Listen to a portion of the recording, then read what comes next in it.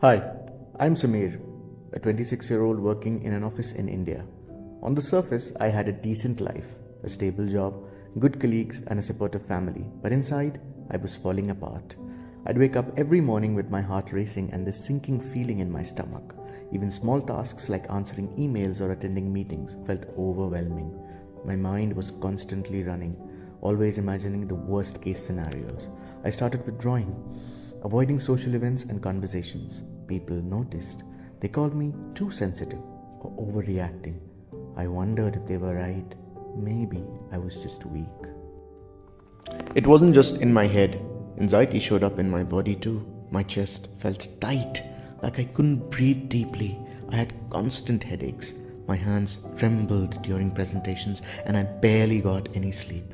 I stopped enjoying things I once loved, playing cricket, or even having chai with my family.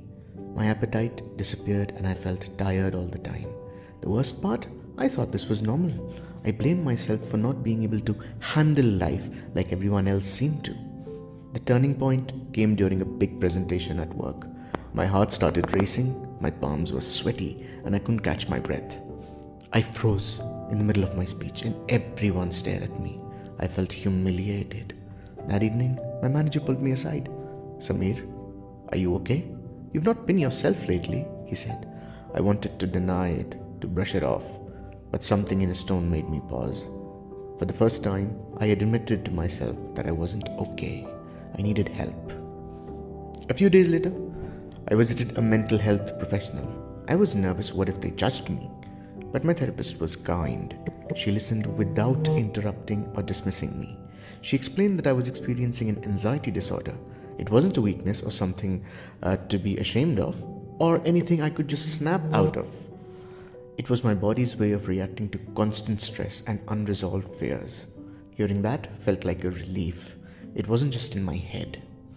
Therapy taught me how to understand and manage my anxiety. I learned grounding techniques like deep breathing and mindfulness to calm my racing thoughts. I started setting boundaries at work, taking breaks, and prioritizing self-care. My therapist encouraged me to open up to people I trusted, and I found that sharing my struggles made me feel less alone. It wasn't a quick fix. There were still hard days, but I slowly started regaining control over my life. Today, I'm in a much better place. Anxiety is still part of my life, but it no longer controls me. I've learned to manage it, to recognize my triggers, and to be kinder to myself. To anyone reading this who feels trapped by anxiety, you're not alone and you're not weak. Seeking help is the bravest thing you can do. Your mental health matters. You matter, and things can get better one step at a time.